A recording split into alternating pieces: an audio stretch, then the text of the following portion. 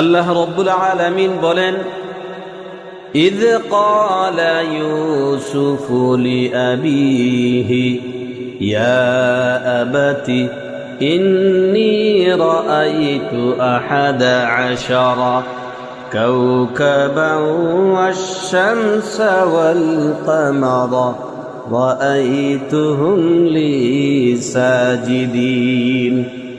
ইউসুফ আলাইহিস সালাম তার পিতাকে বললেন, হে পিতা, আমি স্বপ্নে 11টি নক্ষত্র এবং সূর্য ও চন্দ্রকে দেখেছি, আরো দেখেছি যে তারা আমাকে সিজদা করেছে।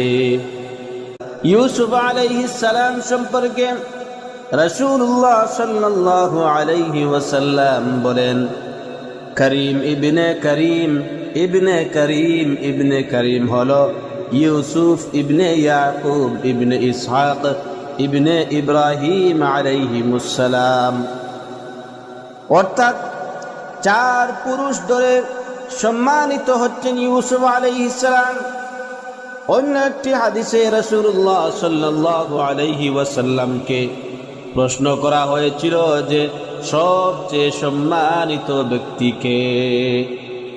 তিনি বললেন, তাদের মধ্যে সবচেয়ে সম্মানিত হলো যে বেশি তাকওয়ার অধিকারী। লোকেরা বলল, আমরা এই ব্যাপারে প্রশ্ন করিনি।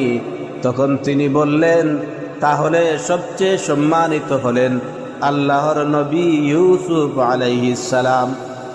তার পিতা একজন নবী ছিলেন আর তার দাদাও একজন নবী, যেমনইভাবে তার পর দাদাও নবী ছিলেন।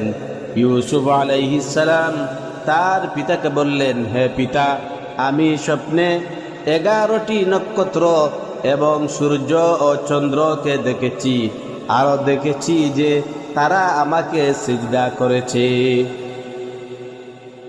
এটা ছিল ইউসুফ আলাইহিস সালামের স্বপ্ন।